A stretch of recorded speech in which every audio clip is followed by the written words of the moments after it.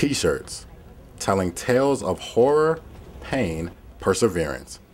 This is the Clothesline Project, which transforms the idea of laundry as women's work to give voice to victims of sexual assault.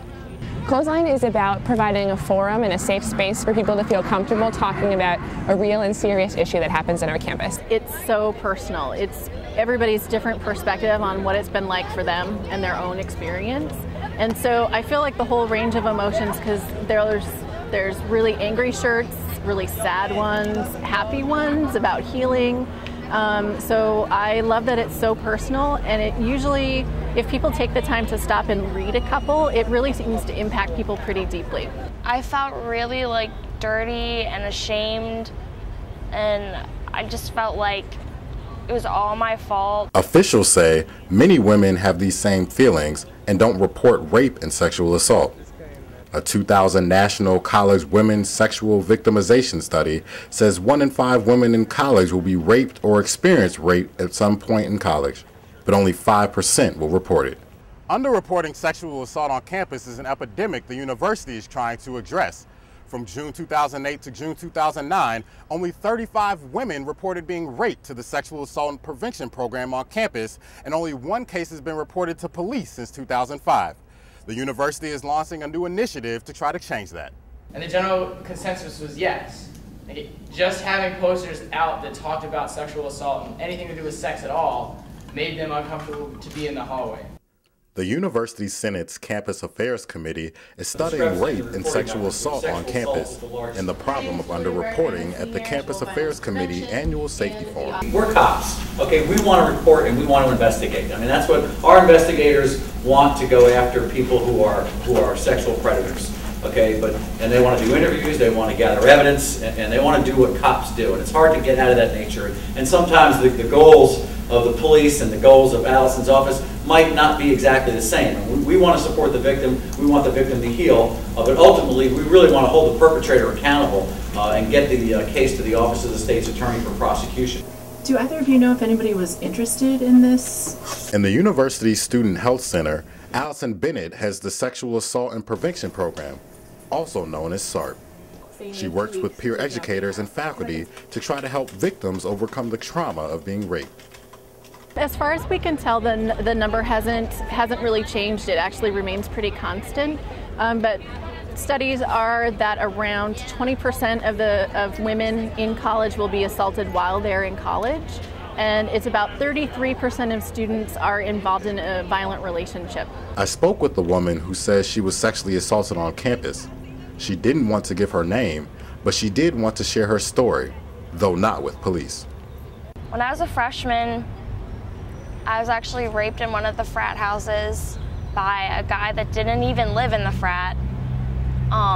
He's actually someone that I know, like he lives in my hometown, and so I kind of just thought it was my fault because I was drunk, and even though I did say no, and so the fact that I said no, I mean, he should have stopped, but he didn't.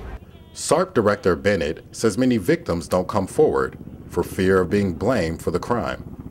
Victim blaming is sort of cultural and societal, and it's a cop-out. I think victim blaming happens because it helps us think we're safe if we blame the individual that was hurt for what happened to them.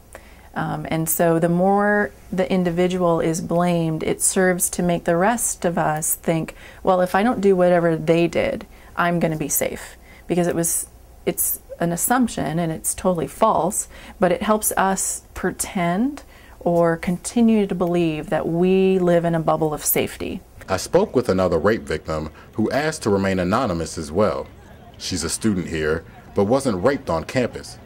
She was under the influence of marijuana with someone she thought was a friend, who she says assaulted her. He walked me to my room. My door was locked, but he was in there, so what did it matter? You know what I mean? If I've known him since freshman year, we're both drunk, we're just gonna pass out here. I trust him, but I've done everything they told me to do. I walked home with somebody who I trusted. I locked my door. You know, I know this person, but he still raped me. The victim didn't report her case for the fear of being victimized again. I've been smoking weed. And do I want to tell my dad, like, I was high. I was so high that I was passed out on a bed and I couldn't even tell you how I got to the bed. You know, like you think like that's embarrassing. Often, there aren't many signs that potential rape victims can detect in a rapist. Often what people are looking for is a feeling of danger or creepiness from the other individual. But especially for campus sexual assaults, your typical rapist is someone who is charming, friendly, has access to consensual sex, has a peer group and is friendly. And so it's very hard to pick out the people who are most likely to commit these crimes because usually they live among us. While sexual assault is an issue the campus is addressing, many people don't understand the pressure police face with this serious crime.